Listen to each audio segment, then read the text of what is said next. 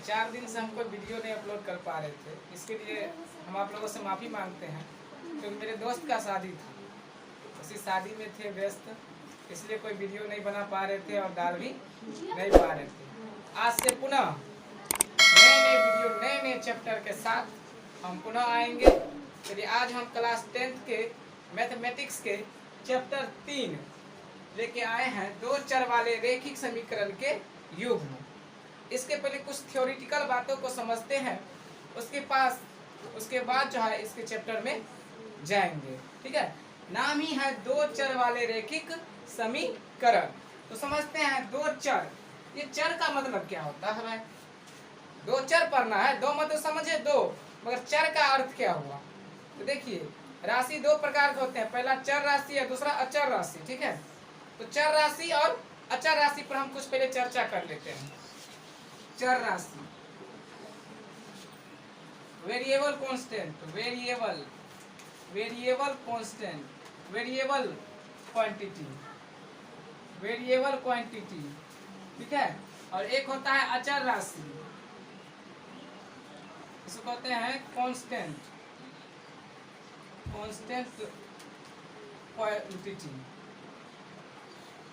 Quantity. चलिए समझते हैं चर राशि के बारे में और अचर राशि के बारे में। तो जिसका मान हमेशा बदलता रहता है, वैसी राशि जिसका मान हमेशा बदलता रहता है उसे कहते हैं चर राशि। जिसका मान हमेशा बदलता रहता है उसे क्या कहते हैं? चर राशि। जैसे में बताइए, देखिए x + 5 बराबर है 6, ठीक है, और एक है x - 3 बराबर 8। दोनों में देखिए यहाँ पर भी x है और यहाँ पर भी x है, तो यहाँ से मान लाते हैं तो x बराबर 6, इधर है +5, इधर जाएगा तो -5, तो x बराबर 6 में से 5 घटाएंगे तो बचेगा कितना? 1। तो यहाँ पर x का मान कितना आया है? 1। अब यहाँ पर देखिए x बराबर 8, इधर है -3, उधर ले जाएंगे तो +3, तो x बराबर 8 है 3 11। देखिए वो यहाँ पर भी x है और यहाँ पर भी x है, राशि समान है किंतु मान क्या हुआ? अलग अलग आया। यहाँ पर x का मान 1 आया और यहाँ पर x का मान 11 आया। तो यहाँ पर x का मान अलग अलग आया, मतलब मान बदल गया। राशि एक ही, यहाँ पर x, यहाँ पर भी x, किंतु मान क्या हो गया? बदल गया। अर्थात जैसा समीकरण दिया रहेगा, जैसा मान दिया रहेगा वैसा x का मान आएगा। इसलिए हम कह सकते हैं यहाँ पर x जो है कौन सी राशि है? चर राशि है। यहाँ पर x क्या है? चर राशि है, क्योंकि x का मान बदला है। यहाँ पर x का मान 1 आया और यहाँ पर x का मान 11 आया, तो हम कह सकते हैं कि x जो है कौन सी राशि है? चर राशि है। तो जितने भी अल्फाबेटिकल राशि है, जैसे a हुआ, b हुआ, c हुआ, मतलब A to Z, कहने का अर्थ A to Z पूरा का पूरा क्या है? चर राशि है। यह हम यहाँ पर x लिए हैं, आप यहाँ पर a भी तो ले सकते हैं ना, a + 5 बराबर 4, क्या a + 3 बराबर 8, यहाँ पर ये भी तो ले सकते हैं ना। यहाँ से भी a का मान आएगा और अलग अलग आएगा। देखिए a बराबर लाएंगे तो 4, इधर +5, इधर गया तो -5, घटाएंगे तो -1 बचेगा। a बराबर यहाँ पर लाएंगे तो बराबर में 8, इधर +3, इधर जाएगा तो -3, यहाँ पर कितना बचेगा? 5। यहाँ पर भी देखिए राशि सेम है, यहाँ पर भी a, यहाँ पर भी a, किंतु यहाँ पर a का मान -1 आया, किंतु यहाँ पर a का मान 5 आया। तो क्या हुआ? मान बदल गया। राशि सेम किंतु मान बदल गया। तो वैसी राशि जिसका मान हमेशा बदलता रहता है उसी को कहते हैं चर राशि। वैसी राशि जिसका मान हमेशा बदलता रहता है उसी को कहते हैं चर राशि। ठीक है, अब देखिए चर राशि के बारे में हम जान गए। तो A to Z, alphabetical A से लेके Z तक सभी का मान जो आप लाइएगा ना तो अलग अलग आएगा। तो A to Z जितना भी अल्फाबेट अंग्रेजी वर्ण वाला है A से लेकर Z तक, उस सब को हम चर राशि कहते हैं। ठीक है, अब देखिए अचर राशि को समझते हैं। अचर राशि जिसका मान कभी नहीं बदलेगा, जिसका मान कभी नहीं बदलता है उसी को कहते हैं अचर राशि। जैसे में देखिए यदि हम दे देंगे कि 4x + 5, तो क्या ये 5 बदलकर 8 हो जाएगा? नहीं हो जाएगा। समझ गए? कहीं पर भी लिखेंगे 8, क्या 8 बदलकर 10 हो सकता है? नहीं हो सकता है। तो वैसी राशि जिसका मान कभी नहीं बदलता है उसी को कहते हैं अचर राशि। और अचर राशि जितने भी संख्या होता है उसी को कहते हैं अचर राशि। जितने भी संख्या 5, 6, 7, 8, केवल संख्या, केवल टू केवल यदि संख्या है तो उसे कहते हैं अचर राशि। और उसमें यदि कोई अल्फाबेटिकल, कोई अंग्रेजी वर्णमाला लगा हुआ है तो उस अंग्रेजी वर्णमाला को कहते हैं चर राशि। ठीक है, इतना समझ में आया कि नहीं आया? अब देखिए चर राशि और अचर राशि हम समझ गए। अब यहाँ से कुछ आगे बढ़ते हैं। तो देखिए जितने भी x, y, z ये सब जो है चर राशि है, तो हम यहाँ पर पढ़ेंगे दो चर। कितना चर? दो चर। चर समझ चुके हैं, अब जानना है दो चर। तो दो मतलब दो, इसमें दुगो चर होगा। तो चलिए कोई भी दुगो चर ले सकते हैं, ए भी ले सकते हैं, बी भी ले सकते हैं, किंतु क्लास 10th के गणित में एक्स वाई लिया है, तो चलिए हम भी एक्स वाई भी लेते हैं। तो देखिए एक्स और वाई, दो चर एक्स और वाई। तो देखिए एक्स और वाई पर चर्चा करेंगे। एक्स वाई के रूप में जो भी यहाँ जोड़ में हो या घटाव में हो या गुणा में हो, जो भी युग्म होते हैं, जैसे देखिए 4x + 5y बराबर में 7, 8x - 3y बराबर में 6। तो देखिए युग्म हुआ कि नहीं? यहाँ पर 8x माइनस में ये जुड़ा हुआ है माइनस के साथ, यहाँ पर जुड़ा हुआ है प्लस के साथ। तो इसी को कहते हैं दो चर वाले रेखिक समीकरण का युग्म। युग्म मतलब होता है जोड़ा। युग्म मतलब जोड़ा, जोड़ा लगा रहेगा। तो देखिए 4x + 5y बराबर 7, 8x - 3y बराबर 6। तो यही हो गया दो चर वाले रेखिक समीकरण। अर्थात यहाँ में x है, इसमें y है, दो चर है। इसमें भी देखिए x है और y है, तो यहाँ पर भी दो चर है और एक साथ है। तो यही हो गया रेखिक समीकरण, दो चर वाले रेखिक समीकरण का युग्म। दो चर वाले रेखिक समीकरण का युग्म। चलिए अब हम दो चर वाले रेखिक समीकरण के युग्म को समझ गए। अब इससे एक स्टेप्स और आगे बढ़ते हैं। इसमें जानना क्या सब है, पढ़ना क्या सब है। इसमें देखिए जब दो चर है, x है और y है, तो दो चर का ही मान आएगा। एक x का मान आएगा और दूसरा y का मान आएगा। जब दो है तो दोनों का ना मान आना चाहिए। यदि एक रहेगा तो एक का मान आएगा, जब दो चर है तो दोनों का मान आएगा। हम इसमें सीखेंगे कि x का मान कैसे लाएंगे और y का मान कैसे लाएंगे, इसी सब के बारे में इसमें चर्चा करेंगे। तो कैसे, तो देखिए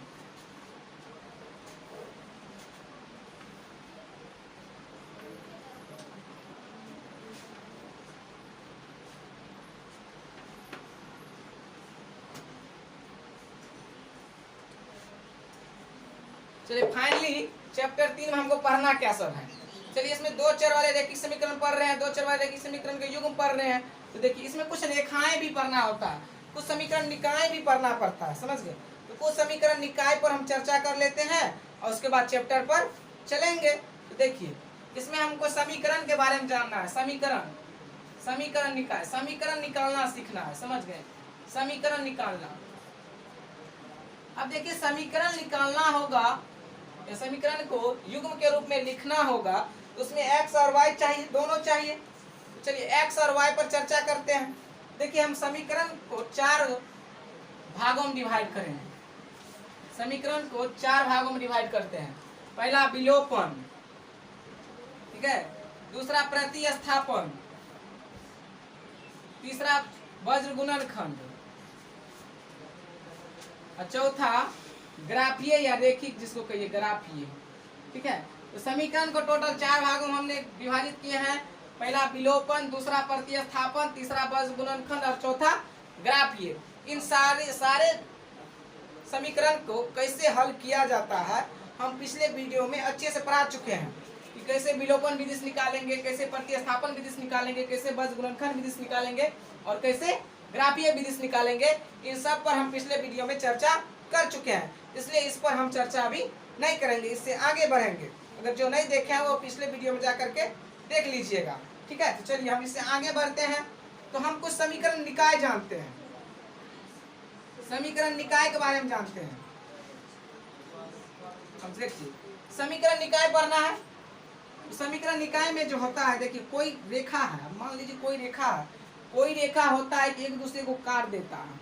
तो जब दो रेखाएं एक दूसरे को काट देती है बिल्कुल, तो उसको कहते हैं प्रतिच्छेदी रेखा। प्रतिच्छेदी मतलब एक दूसरे को काट दिया।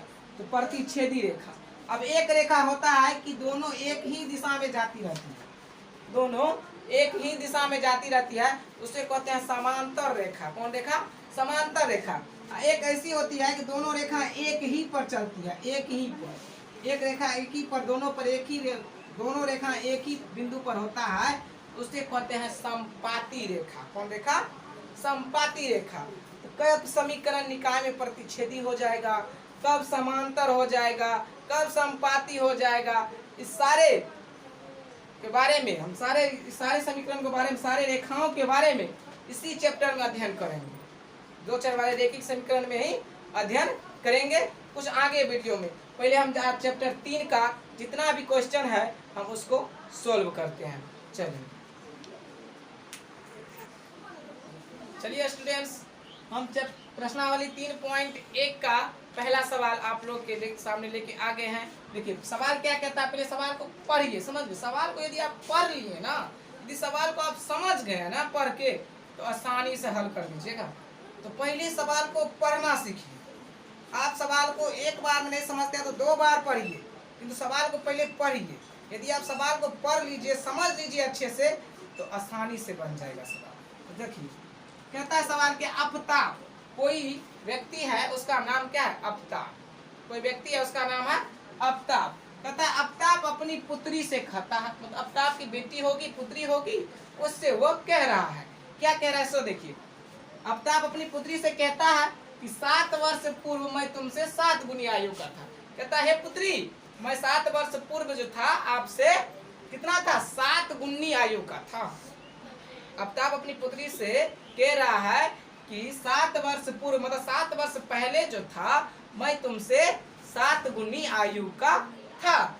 अब से, तथा अब से, अभी से 3 वर्ष बाद, मतलब अब से 3 वर्ष के बाद मैं तुमसे केवल 3 गुनी का रह जाऊंगा। कहता है अब से 3 वर्ष के बाद मैं आपसे केवल 3 गुनी का रह जाऊंगा। तो इस स्थिति को बीजगणितीय एवं ग्राफीय रूपों में व्यक्त कीजिए। बीजगणितीय और ग्राफीय रूपों में व्यक्त करने के लिए कह रहा है। तो देखिए एक बार हमने सवाल को पढ़े, हम एक बार और पढ़ते हैं और आसानी से बारीकी से पॉइंट बाय पॉइंट को पढ़ते जाएंगे और हल करते जाएंगे। चलिए देखिए, कहता है आफ्ताब अपनी पुत्री से कहता है, आफ्ताब जो है अपनी पुत्री से कह रहा है 7 वर्ष पूर्व, चलिए 7 वर्ष पूर्व, बात आया पूर्व, पूर्व मतलब पहले। तो अब यहाँ पर पूर्व के मतलब में समझना पड़ेगा ना कि कैसे पूर्व होता है, कैसे पहले होता है। एक बात बताइए, कोई अभी पूछेगा कि मेरा उम्र है 20 वर्ष, तो 7 वर्ष पहले कितना था? तो अभी है 20 वर्ष और 7 वर्ष कहता है पहले, तो पीछे ना जाएंगे। अब पीछे जाने के लिए घटाएंगे कि जोड़ेंगे? घटाएंगे। तो 20 में से यदि 7 घटा देंगे तो बचेगा कितना? 13 वर्ष। अर्थात यदि मेरा उम्र अभी 20 वर्ष है तो 7 वर्ष पहले कितना रहा होगा? 13 वर्ष रहा होगा। तो पहले कहेगा तो घटा दीजिएगा, पहले कहेगा तो घटा दीजिएगा। अब देखिए कोई बोलेगा कि अब मेरा उम्र है अभी 15 वर्ष, तो 5 वर्ष बाद, पश्चात, बाद कब कितना होगा? तो बाद यानी पश्चात, यानी कि अभी है 15 वर्ष के, अब 5 वर्ष के बाद कितना हो जाएंगे? तो क्या करेंगे? जोड़बे ना करेंगे, जोड़ देंगे। तो 15 में 5 जोड़ देंगे तो हो जाएगा कितना? 20। तो चलिए पूर्व यानी पहले और पश्चात यानी बाद। यदि पश्चात या बाद रहेगा तो आप जोड़ दीजिएगा, और पूर्व या पहले रहेगा तो घटा दीजिएगा। इतना हम जान गए, इतना जानकारी मिल गया। चलिए अब देखते हैं। कहता है आफ्ताब अपनी पुत्री से कहता है 7 वर्ष पूर्व मैं तुमसे 7 गुनी आयु का था। तो पूर्व तो समझ गए पहले, मगर यहाँ पर कितना वर्ष है, क्या है, नहीं है, यहाँ तो कुछ दिया ही नहीं है। तो हम लेट करेंगे, मानेंगे कि आफ्ताब की उम्र इतना, उसकी पुत्री की उम्र इतना। अब प्लस में ये भी ध्यान में रखेंगे कि ये कौन सा समीकरण है? तो 2 चर है, तो 2 चर है तो दोनों चर लाना पड़ेगा, x भी लाना पड़ेगा और y भी लाना पड़ेगा।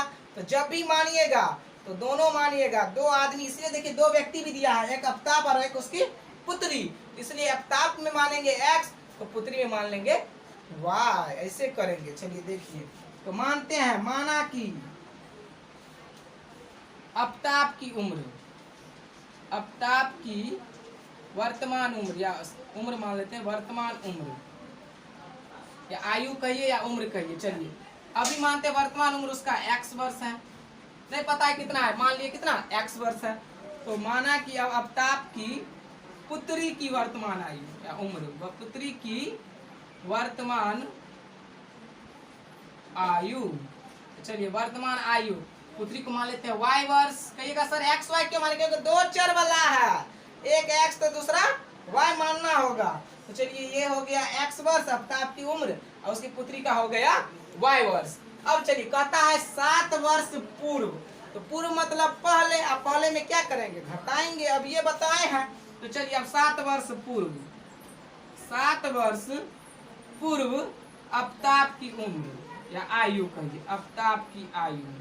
तो चलिए 7 वर्ष पूर्व, तो अभी है x वर्ष, 7 वर्ष पूर्व जाएंगे तो घटाएंगे कि नहीं घटाएंगे, तो हो जाएगा x माइनस 7 वर्ष। चलिए ये तो हो गया अफ्ताब की। अब अफ्ताब की पुत्री का ना, क्योंकि जब उससे कह रहा है तो 7 वर्ष दोनों पीछा जाएगा। तो चलिए अब 7 वर्ष पूर्व अफ्ताब की पुत्री की आयु, अफ्ताब की पुत्री की आयु, तो ये हो जाएगा y है, 7 वर्ष पूर्व मतलब घटाएंगे तो y माइनस 7 वर्ष। तो पूर्व हम कर लिए। अब प्रश्न से कितना गुनी कहता है, तो देख लीजिए प्रश्न से कहता है कि 7 वर्ष पूर्व मैं तुमसे 7 गुनी का, तो 7 गुनी कौन रहेगा, अफ्ताब रहेगा, तो अफ्ताब रहेगा 7 गुनी नहीं। तो चलिए अफ्ताब है कितना x माइनस 7 बराबर है पुत्री है कितना y माइनस 7। तो कहता है कि 7 वर्ष पूर्व मैं तुमसे कितना रहूंगा 7 गुना। तो जब ये है 7 गुना तो पुत्री रोने लगी। पुत्री कहता है हमरो क्या दो 7 गुना, तब ने दोनों समीकरण क्या हो जाएगा, बराबर होगा। जब ये पहले सा है 7 गुना तो बराबर करने के लिए हम क्या करेंगे, पुत्री में कर देंगे 7 गुना, ना कि पिता में करेंगे। याद रखिएगा, कहेगा अफ्ताब है 7 गुना तो कर देंगे उसके पुत्री में, कहेगा पप्पा जी है 7 गुना तो कर देंगे पुत्री में। जिससे कहेगा उसको नहीं करेंगे, जिसको कहेगा उसको नहीं करेंगे, जिससे कहेगा उसको करेंगे। अर्थात मान लीजिए मैं कहता हूँ कि मैं तुमसे 3 गुना था, तो 3 गुना मैं ना हूँ तो कहूँगा मैं, मगर करोगे किसमें, तुम अपना में, ये याद रखना।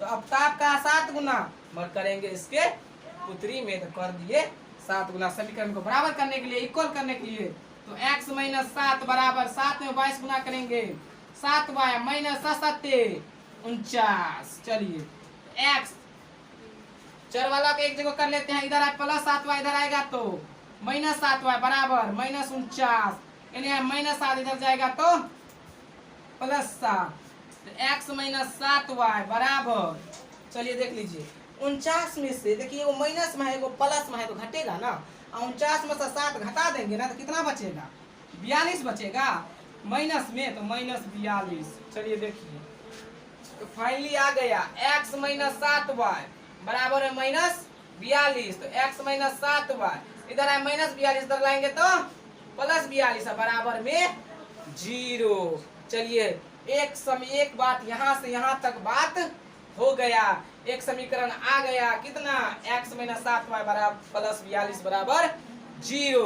अब दूसरा, अब यहाँ से फिर से एक समीकरण आएगा, तो चलिए अब यहाँ से एक बात और लाते हैं, एक समीकरण और लाते हैं। चलिए देखिए अब देखिए क्या कहता है, अब पढ़िए, कहता है अब से 3 वर्ष बाद, अब फिर कहता है 3 वर्ष बाद, तो 3 वर्ष बाद निकालिए अफ्ताब की आयु। तो चलिए 3 वर्ष बाद, 3 वर्ष बाद, 7 वर्ष पहले गए हैं तो ऐसा हुआ है, अब 3 वर्ष बाद जाएंगे मतलब आगे जाएंगे, तो 3 वर्ष बाद अफ्ताब की उम्र, अफ्ताब की उम्र 3 वर्ष बाद अफ्ताब की उम्र वो है अफ्ताब की आयु। तो चलिए 3 वर्ष बाद जो हो जाएगा, अब मान लीजिए वर्तमान है कितना x, अब देखिए कह दिया है अब से मतलब वर्तमान से, तो वर्तमान है कितना x, और 3 वर्ष बाद जाएंगे आगे जाएगा तो 3 क्या कर देंगे जोड़ देंगे, तो x प्लस 3 वर्ष हो जाएगा। ठीक है, अब अफ्ताब की पुत्री का निकालते हैं, तो 3 वर्ष बाद अफ्ताब की पुत्री की आयु तो चलिए पुत्री की आयु, तो पुत्री की आयु है कितना y, तो 3 वर्ष बाद तो y प्लस 3 वर्ष। चलिए अब पुनः प्रश्न से, जो प्रश्न कहेगा, जो क्वेश्चन कहेगा वो करेंगे। तो पुनः प्रश्न से देखिए प्रश्न क्या कह रहा है, क्वेश्चन क्या कह रहा है कि अब से 3 वर्ष बाद मैं तुमसे केवल 3 गुनी का रहूंगा। कितना गुनी का? केवल 3 गुनी का। कौन कह रहा है? आफ्ताब कह रहा है केवल 3 गुनी का। तो कहेगा आफ्ताब 3 गुनी, अब कर देंगे किसमें? पुत्री में। अब ये बताए हैं, कहेगा कोई या कर देंगे उसमें, कहेंगे हम तो करेंगे तुम में, ऐसा ही करेंगे। तो चलिए क्या है, x प्लस 3 बराबर y प्लस 3। ये आफ्ताब का, आफ्ताब कह रहा है मैं तुमसे 3 गुनी, तो कह रहा है आफ्ताब मगर करेंगे पुत्री में। तो चलिए कर देते हैं 3 गुनी, 3 से गुना। तो x प्लस 3 बराबर 3 y से गुना करेंगे 3y प्लस 3 तिया 9। चलिए x इधर है प्लस 3y, इधर आएगा तो माइनस 3y बराबर 9, इधर है प्लस 3, इधर जाएगा तो माइनस 3। तो x बराबर माइनस 3y बराबर 9 में 3 गया 6 बच गया। तो फाइनली समीकरण बन के आ गया x माइनस 3y, इधर है प्लस 6, इधर लाएंगे तो माइनस 6 बराबर में 0। चलिए पहला समीकरण आया x माइनस 7y प्लस 42 बराबर 0, और दूसरा आया x माइनस 3y माइनस 6 बराबर 0। सवाल हमको क्या कह रहा था? सवाल कह रहा था कि इस स्थिति को बीजगणितीय एवं ग्राफीय रूपों में व्यक्त कीजिए। यदि बीजगणितीय रूपों में कहेगा व्यक्त करने के लिए, मतलब सिर्फ व्यक्त करने के लिए कहेगा, तो आप बीजगणितीय में यहाँ तक छोड़ दीजिएगा, ग्राफीय में ग्राफ खींचना पड़ेगा। और यदि कहता कि आप मान ला के बताइए कि आफ्ताब की वर्तमान आयु कितनी है, आफ्ताब की पुत्री की वर्तमान आयु कितनी है, तो इन दोनों समीकरण को क्या कर देते? हल कर देते, कोनो विधि से या विलोपन से, प्रतिस्थापन से, बसगुणन से।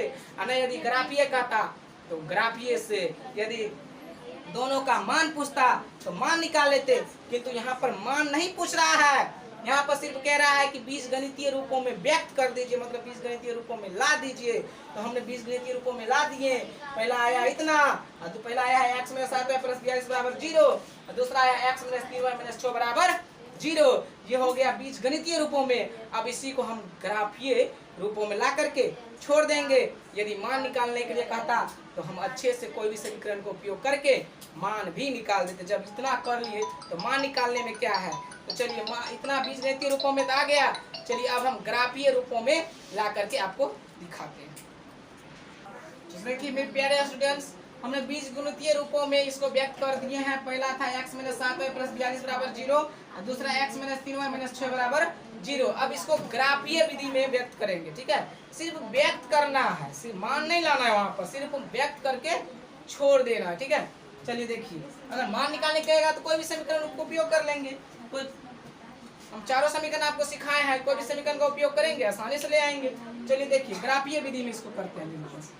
तो समीकरण पहले फर्स्ट से चलेंगे, तो समीकरण फर्स्ट से। तो चलिए देखिए समीकरण फर्स्ट क्या है, सो देखिए समीकरण फर्स्ट है x माइनस 7y प्लस में 42 बराबर में है 0। यहाँ से कोई एक मान लाना होगा, या तो x का लाइए या तो y का लाइए। चलिए x बराबर लाते हैं, इधर है माइनस 7y, इधर जाएगा तो प्लस में 7y, इधर है प्लस 42, इधर जाएगा तो माइनस 42। तो x बराबर आ गया 7y माइनस में 42। चलिए इसको मान लेते हैं समीकरण थर्ड। एक क्या करते हैं, एक बॉक्स बना लेते हैं x y। अब यहाँ पर देखिए y का मान हम बारी बारी से यहाँ रखेंगे तो x का मान आसानी से आएगा। तो चलिए यदि y का मान यदि हम 0 रख लेंगे तो देखिए बड़ा मान आ जाता है। क्या हो जाता है? बड़ा मान आ जाता है। तो हम क्या करेंगे, छोटा छोटा मान रखेंगे। देखिए थोड़ा यहाँ पर फिर से कर लेते हैं कि x बराबर x माइनस 7y बराबर, इधर है प्लस 42, इधर जाएगा तो माइनस 42, बात उतना ही पड़ेगा। x बराबर माइनस 42, इधर है माइनस 7y, इधर जाएगा तो प्लस 7y, फिर भी वही आया। हम भी यही किए, एक ही बार कर लेते हैं, यहाँ पर आराम आसानी से किए। चलिए फिर भी वही मान आया। तो चलिए यहाँ पर देखिए y का मान हम बारी बारी से रखेंगे कि जब बड़ा है हम देखेंगे कि मान कितना बड़ा है।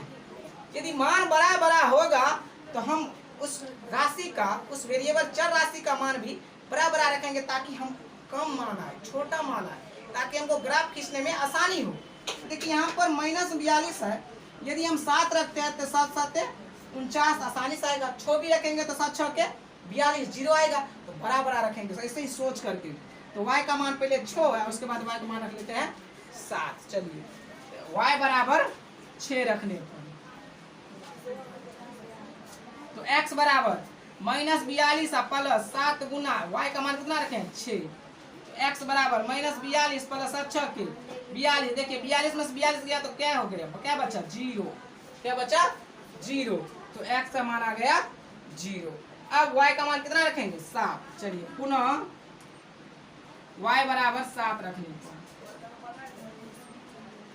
पुनः y बराबर 7 रखने पर, तो चलिए x बराबर क्या है -42 प्लस में 7 बार, तो x बराबर -42 प्लस 7 गुना y का मान कितना 7, x बराबर -42 प्लस 7 49, x बराबर देखिए 49 में से 42 घटाएंगे तो बचेगा कितना प्लस में 7। देखिए कितना आसानी से आ गया, x और y का एक डिब्बा में एक बॉक्स में भर लिए। चलिए ये समीकरण फर्स्ट का ला दिए, अब समीकरण किसका लाएंगे सेकेंड का। चलिए अब समीकरण सेकेंड, समीकरण सेकेंड, चलिए समीकरण सेकेंड क्या कह रहा है x - 3y और -6 बराबर में है 0। चलिए x - 3y बराबर, इधर है -6 इधर जाएगा तो +6, x बराबर 6 इधर है -3 इधर जाएगा तो +3y। चलिए एक बक्सा और बना लेते हैं, दो समीकरण है तो दो बक्सा बनेगा x y। चलिए आप देखिए y का मान, देखिए यहाँ पर कांस्टेंट कम है, यहाँ पर मान कम है 6 है सिर्फ, तो 6 हम क्या बोले बड़ा रहेगा तो बड़ा लेंगे, छोटा रहेगा तो छोटा लेंगे। अब यहाँ पर छोटा है तो मान भी हम क्या रखेंगे छोटा, 0 रखेंगे तो आराम से 6 बचेगा, तो चलिए 1 रखते हैं 0। अब देखिए y का मान, और यहाँ पर देखिए 1 रखते हैं तो छोटी 9 आता है, अगर हम और भी छोटा लाएंगे तो माइनस मान रख सकते हैं। यदि हम y का मान -1 रखे तब देखिए कितना छोटा है, -1 रखते हैं तो y बराबर 0 रखने पर, y बराबर 0 रखने पर x बराबर 6 प्लस 3 गुना y का मान 0, x बराबर 6 प्लस 0, x बराबर बच गया कितना 6, तो x का मान आ गया 6। अब y का मान कितना रखेंगे -1, तो चलिए y बराबर -1 रखने पर, तो x बराबर 6 प्लस 3y, x बराबर 6 प्लस 3 गुना y का मान -1, x बराबर 6 प्लस 3 1 3 माइनस में 3, x बराबर 6 प्लस माइनस -3, x बराबर 6 में 3 गया कितना बचा 3। देखिए कितना छोटा राशि आया कि नहीं आया। तो चलिए हम दोनों समीकरण को बक्सा में ले आए हैं। अब आसानी से क्या करेंगे, सिर्फ एक ग्राफ खींचेंगे और ग्राफ पर सिर्फ व्यक्त कर देना है और कुछ नहीं करना है, मान नहीं लाना है। पर मान लाने के लिए कहता तो मान भी ला देंगे। कैसे, तो हम आपको पिछले वीडियो में अच्छे से समीकरण को हल करके बताए हैं, चाहे वो ग्राफीय हो, विलोपन हो, प्रतिस्थापन हो या वज्र गुणनखंड हो, चारों विधि से हम सिखा चुके हैं। चलिए सिर्फ यहाँ पर व्यक्त करना है तो हम व्यक्त कर देते हैं। चलिए दो समीकरण, दो रेखाएं लेंगे, एक x और दूसरा y। तो जो खड़ी रेखा है उसको कहते हैं x, जो सुतल रेखा है उसको कहते हैं y। तो चलिए दो अक्ष, इसको मानते हैं x, इसको मानते हैं x डैश, इसको मानते हैं y, इसको मानते हैं y डैश। चलिए बीच में 0 होता है मूल बिंदु, चलिए 0। अब देखिए दोनों डिब्बा में देखेंगे सबसे ज्यादा कितनी संख्या है, तो सबसे ज्यादा है 7, तो हम 1 2 बढ़ाकर भी ले सकते हैं, 8 तक भी, 9 तक भी, या 7 तक, तो 7 तक भी ले सकते हैं। ठीक है, कम से कम 7 तक, क्योंकि बड़ी संख्या कितना है 7। आगे जितना आप ले सकते हैं मगर कम से कम 7 तक आपको लेना होगा। तो चलिए बराबर में लीजिएगा 1 2 3 4 5 6 7। चलिए हम एक बढ़ा लेते हैं, 8 तक ले लेते हैं 8। चलिए इसमें भी बराबर बराबर में 1 2 3 4 5 6 7 और 1 8। चलिए ऊपर भी 1 2 3 4 5 6 7 और 1 8। चलिए इधर भी 1 2 3 4 5 6 7 और 1 8। चलिए सब पर आप संख्या लिख देते हैं, 1 2 3 4 5 6 7 और 8। चलिए 1 2 3 4 5 6 7 और 8। चलिए 1 2 3 4 5 6 7 या और 8। चलिए ऊपर भी 1 2 3 4 5 6 7 8। अब देखिए नीचे होता है माइनस, इधर भी होता है माइनस, तो लगा देते हैं माइनस। ये भी माइनस, ये भी माइनस, ये भी माइनस, ये भी माइनस, ये भी माइनस, ये भी माइनस, ये भी माइनस, ये भी माइनस, नीचे भी माइनस, ये भी minus, minus minus minus minus minus minus. चलिए अब जो जो है समीकरण में वो सब देते हैं। बक्सा हम देखिए, ये है पहला समीकरण का बक्सा, x का मान 0 तो y का मान 6। तो चलिए x का मान 0 और y का मान 6, कहने का अर्थ वो पॉइंट किस पर है, सिर्फ y रेखा पर, y अक्ष पर है, वो भी किसमें, तो +6 में। तो जाते हैं +6 में, y यहाँ पर है, +6 देखिए यहाँ पर है, तो यहीं पर ये पॉइंट है, इसलिए x का मान क्या है, 0 है। तो चलिए यहीं पर इस पॉइंट को रहने देते, थोड़ा बोल्ड कर देंगे उस पॉइंट को, ठीक है। अब देखिए x का मान है 7 तो y का मान भी है 7, दोनों प्लस में है। तो चलिए x का मान 7 और y का मान भी 7। तो चलिए ये बढ़ाते हैं, इसको बराबर में बढ़ाएंगे, ठीक है, बराबर बढ़ाएंगे और इस 7 के नजदीक लाएंगे, 7 को ही बढ़ाएंगे। थोड़ा ठीक से आप लोग करिएगा ताकि बराबर में रहे। इनको ले जाते हैं ऊपर में, मिला देंगे इससे, यहाँ पर मिला, तो जहाँ पर ये पॉइंट्स मिला ये पॉइंट्स हुआ, ठीक है। चलिए अब ये दोनों पॉइंट्स को मिला देंगे, दोनों पॉइंट्स को क्या कर देंगे, मिला देंगे अच्छे से। थोड़ा फीट लेकर के आप लोग बनाइएगा ताकि दिक्कतें ना हो। इसको मिला देते हैं दोनों पॉइंट्स को, इस पॉइंट्स को और इस पॉइंट्स को, दोनों को बढ़ा करके क्या कर देंगे, मिला देंगे, दोनों को बढ़ा करके मिला देंगे और लिख देंगे ये था 7,7 और ये क्या था 0,6। चलिए और समीकरण कौन था, तो समीकरण था x - 7y + 42। तो ये भी लिख देते हैं x - 7y + 42 बराबर में 0। ये समीकरण फर्स्ट वाला था, तो समीकरण फर्स्ट वाला समीकरण फर्स्ट का हम यहाँ पर ग्राफीय विधि से व्यक्त कर दिए हैं। अब समीकरण सेकेंड को व्यक्त करेंगे। देखिए समीकरण सेकेंड का, तो चलिए समीकरण सेकेंड है x - 3y - 4 बराबर 0। इसका बक्सा यहाँ पर है, x का मान 6 तो y का मान 0। तो चलिए x का मान 6 यहाँ पर है, जब ये 0 है तो यहीं पर पॉइंट रह जाएगा, तो चलिए रख दिए। अब x का मान 3 और y का मान -1, तो -1 यहाँ पर है और उसके बाद 3, तो 3 कहाँ पर है, यहाँ पर है। तो चलिए बढ़ाते हैं, इसको भी बढ़ा कर ले जाएंगे, इसको भी बढ़ा कर ले जाएंगे, ले जाएंगे दिल वाले दुल्हनिया ले जाएंगे। यहाँ पर -1 को 3 के साथ में ले जाएंगे। तो चलिए -1 को ले गए 3 बार 3 के पास यहाँ पर। चलिए अब इन दोनों रेखा क्या कर देंगे, फिर मिला देंगे। तो बबुआ मिला देते हैं। चलिए देखिए सिर्फ बोला है व्यक्त करने के लिए, तो हम सिर्फ व्यक्त किए हैं। चलिए व्यक्त कर दिए। ये है कितना 3,-1 और ये है कितना 6,0। देखिए दोनों रेखा एक ही तरफ जा रहा है कि नहीं, ये भी इधर तो ये भी इधर, आगे जाकर के मिलेगा, ये सन एक नहीं मिलेगा, मिल जाएगा तब ये ना मान कुछ ना कुछ आएगा तो मिलेगा। तो चलिए हमको यहाँ पर मान नहीं ना कह रहा है, सिर्फ ग्राफीय विधि से व्यक्त कर दीजिए। हमने व्यक्त यहाँ पर कर दी। यहाँ सेकेंड भी लिख देते हैं x - 3y -6 बराबर 0। चलिए दोनों समीकरण को हमने व्यक्त कर दिए, बीजगणितीय विधि से भी और ग्राफीय विधि से। चलिए अगर अच्छा लगा हो तो वीडियो को सब्सक्राइब कीजिए, लाइक कीजिए, शेयर कीजिए।